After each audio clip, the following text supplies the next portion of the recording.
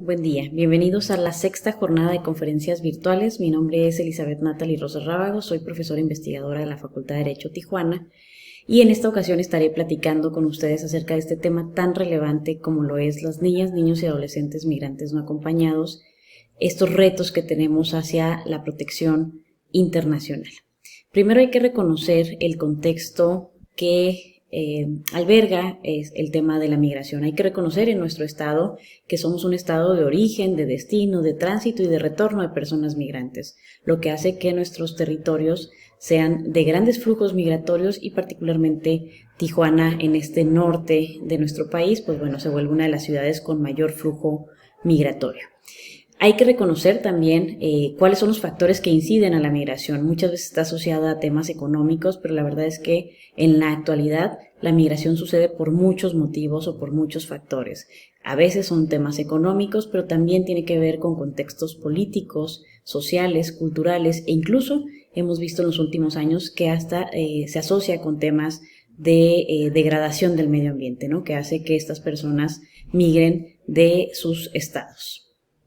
Además, dentro de este contexto que origina la migración, es importante reconocer que estos grupos de atención prioritaria, como son las personas migrantes, muchas veces tienen puntos de conexión, esta intersección con otros grupos que también requieren protección y que por eso hace mucho más compleja la labor que tiene el Estado para proteger sus derechos y con ello, casi que en consecuencia, mayor el compromiso que tiene para proteger a estos grupos en situación de vulnerabilidad y que requieren mayor protección. Por ejemplo, puede haber casos en que además de ser una persona migrante es una mujer, con lo cual su riesgo en nuestro país o en el tránsito que vive en nuestro país se agrava.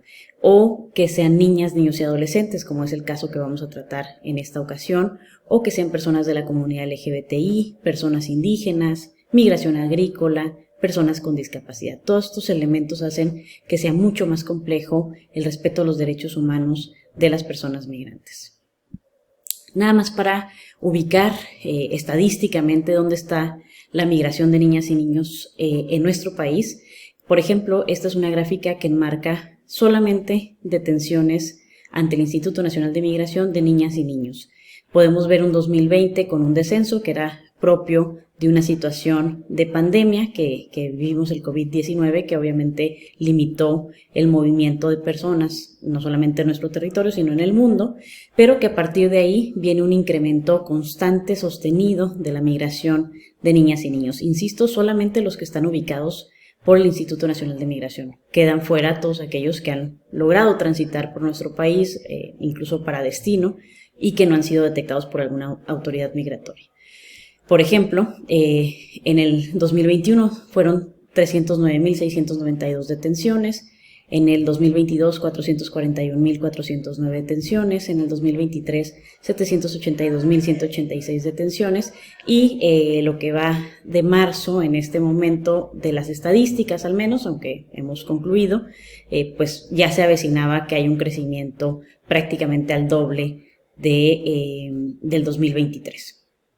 Y entonces, pues bueno, tenemos que ubicar que la migración está sucediendo, las niñas, niños y adolescentes están migrando, ya sea en compañía o no acompañados, pero están transitando por el país, ya sea porque vienen a México como su destino o solamente como un tránsito con la intención de llegar a Estados Unidos. Hay que reconocer también que nuestro país ha sido históricamente aliado en la protección internacional Así como ubicamos antecedentes mucho más recientes en estas figuras de asilo y de protección internacional, también nos podemos ir mucho más atrás y reconocer a este país como un país comprometido con la protección internacional. Por ejemplo, durante la Segunda Guerra Mundial y la Guerra Civil Española, México reconoció bajo la figura del asilo a 25.000 judíos, españoles y otros europeos. O qué decir también sobre las dictaduras militares en América del Sur. Durante esas represiones, México protegió también a los refugiados. Sobre los conflictos armados internos en Centroamérica, también en los 80s, México recibió a más de 45.000 personas con la calidad de refugiado. Las personas de Haití, en años más recientes, en el 2016, recordarán una importante movilidad de personas haitianas que obtuvo refugio aquí en México. Y en el 2018 también hubo una importante movilidad de personas de Centroamérica que se asentaron también precisamente en nuestro país, y muchos de ellos en Tijuana, a través de esta caravana migrante. Y bueno, destacar que el 86% de las solicitudes que se reciben en nuestro país sobre refugio vienen particularmente de países de Centroamérica como Honduras, El Salvador, Guatemala y algunos adicionales como puede ser Cuba y Venezuela.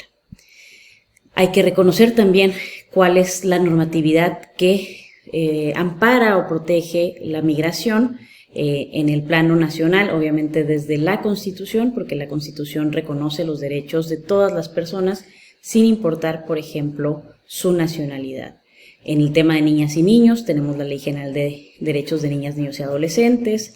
En el tema específico de migrantes está la Ley de Migración de 2011, también está la Ley de Refugiados, Protección Complementaria y Asilo Político, así como un reglamento interior de la Secretaría de Gobernación que de alguna manera protegen a las personas migrantes desde esta normatividad interna. Pero también no podemos dejar de mencionar al derecho internacional. Está la Convención sobre Derechos del Niño, la Convención sobre el Estatuto de Refugiados, la propia Convención Americana sobre Derechos Humanos, la Declaración de Cartagena, el Protocolo sobre el Estatuto de los Refugiados, incluso los pactos de derechos civiles y políticos, por ejemplo, o el de personas, de trabajadores migrantes y sus familiares, por mencionar algunos de la amplia normatividad nacional e internacional que protege y ampara los derechos de las personas migrantes, y más tratándose de niñas, niños y adolescentes. Dentro de esto hay que ubicar cómo las niñas, niños y adolescentes son vulnerables o se exponen a ciertos actos que pueden violentar sus derechos, por ejemplo, iniciando desde la detención, el hecho de estar expuestos al crimen organizado o incluso al tráfico de personas, a la violencia y a la discriminación, a la falta de acceso a una alimentación adecuada e incluso a servicios de salud, ¿no? Y también podríamos sumar el tema de la educación. Cuando ya son niñas y niños que están en nuestro país, muchas veces su situación irregular en el país afecta el cómo están teniendo acceso a esos otros derechos, como puede ser los mencionados aquí en esta lista, o también incluso el derecho a la educación y otros más que se pudieran derivar de situaciones específicas de cada contexto.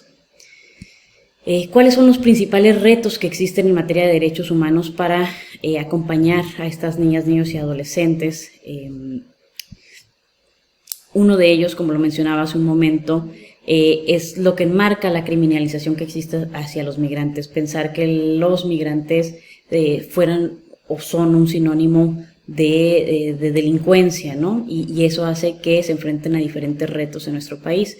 La primera parte o el primer momento en el que se encuentran con esta situación compleja para el respeto a sus derechos humanos es la detención, y es que persiste en nuestro país esta detención a migrantes irregulares en estaciones migratorias, y particularmente en el caso de niñas y niños, que su situación es mucho más compleja, la falta de medidas alternativas a la detención que puedan garantizar que se siga un procedimiento administrativo, si así fuera el caso, pero respetando los derechos de las niñas y los niños. También se hace presente el procedimiento diferenciado. No existe un procedimiento diferenciado que distinga las condiciones particulares de una niña, niño o adolescente. La deportación, muchas veces estos procedimientos de reconocimiento de protección internacional. Cuando los niños, las niñas o los adolescentes solicitan este tipo de protección internacional, muchos de estos procedimientos están destinados en nuestro país a culminar en una deportación, es decir, el regreso al estado del cual son nacionales. Y otro de los problemas que persiste todavía en la normatividad y en la práctica migratoria es que la política migratoria tiene una serie de eufemismos y simulaciones. Por ejemplo, la ley de migración llama retorno asistido a un acompañamiento, pseudoacompañamiento, cuando en realidad se trata de una deportación. Habla de un alojamiento cuando se trata de una detención. Habla de una estancia para niñas, niños y adolescentes cuando en realidad se trata de una detención en un sistema DIF. Es decir, no se ha logrado avanzar en esos aspectos como muy concretos. Dentro de estas medidas de detención se considera en el derecho internacional, se deben de adoptar algunas alternativas a la detención, como pueden ser, por ejemplo, alojamientos en centros de protección social no cerrados, familias adoptivas, albergues de niñas, niños y adolescentes no acompañados en instituciones de atención social, fijación de medidas para asegurar la presencia en diversas etapas administrativas o judiciales, el propio nombramiento de un garante incluso, como alternativas para no detener en estaciones migratorias a las niñas, niños y adolescentes. Dentro de la protección y garantías judiciales todavía se establece, por ejemplo, la falta de asistencia jurídica, ¿no? El no contar con un abogado dentro de estos procesos administrativos o judiciales, incluso si fuera el caso, cómo la interposición de un recurso administrativo o judicial puede ampliar el tiempo de detención. Está previsto en la norma que el Instituto Nacional de Migración tiene 15 días hábiles a partir de la presentación de la persona para definir o resolver sobre su situación migratoria, pero si interpone algún recurso administrativo o judicial, este plazo pues quedaría suspendido hasta en tanto se resuelva este recurso administrativo o judicial, con lo que se hace que la detención pueda trascender de meses a años incluso. La falta del derecho de asistencia consular, que no se le haga este aviso oportuno a los estados del cual son nacionales estas personas detenidas, y la falta de adopción del interés superior de la niñez en las decisiones que toma el Instituto Nacional de Migración. Incluso también a partir de la pandemia fue más evidente que la detención desencadena situaciones graves en la salud mental, particularmente de las niñas, niños y adolescentes, como distintos estudios respaldan la aparición de depresiones severas, ansiedad, trastorno de estrés postraumático, incluso en algunas ocasiones hasta las autolesiones. Bueno, y para ir cerrando, el procedimiento para el reconocimiento de protección internacional tendría que considerar distintas situaciones. Por ejemplo, hay que tener un primer contacto, la autoridad tendría que tener un primer contacto y debe ser muy oportuno en brindar esta información que la niña o niño requiere atendiendo a su sexo, madurez, edad, para informarle del sistema de protección internacional. Las entrevistas y las acciones tienen que estar encaminadas a detectar cuáles son las necesidades de estas niñas, niños y adolescentes. Sobre los componentes, tomar como base las características del desarrollo infantil y adolescente, así como saber si han sido víctimas de violencia o otras situaciones traumáticas durante su vida. Y bien importante el tema de la canalización, detectar indicios de necesidad de protección internacional y que puedan ser canalizados a la instancia correspondiente. Por ejemplo, para la protección internacional en nuestro país, Comar sería la institución que podría brindar este acompañamiento y esta protección internacional.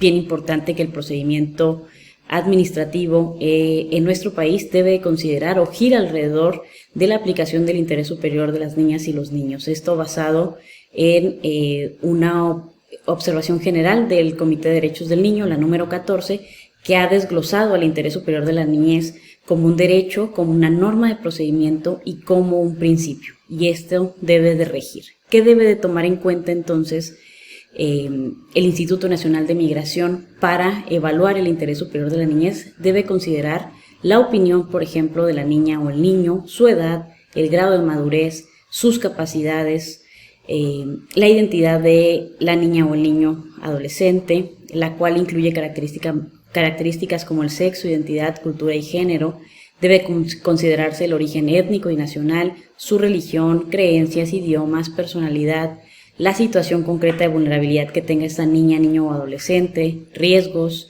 la preservación del entorno familiar o del mantenimiento de las relaciones familiares, el cuidado, la protección y la seguridad de ese niño, niña o adolescente, su bienestar, el derecho a la salud y a la educación al que tiene que acceder, la identificación y documentación con la que cuente, todos los principios de protección y cualquier otro elemento que ayude al pleno disfrute de los derechos y su desarrollo integral. Es decir, hay importantes retos en materia de respeto a los derechos de las personas migrantes, particularmente de las niñas, niños y adolescentes. La intención de esta pequeña charla fue contextualizar qué está pasando en cuanto a la migración y cuáles son los retos para la protección internacional de las niñas, niños y adolescentes. Espero que haya sido de su interés.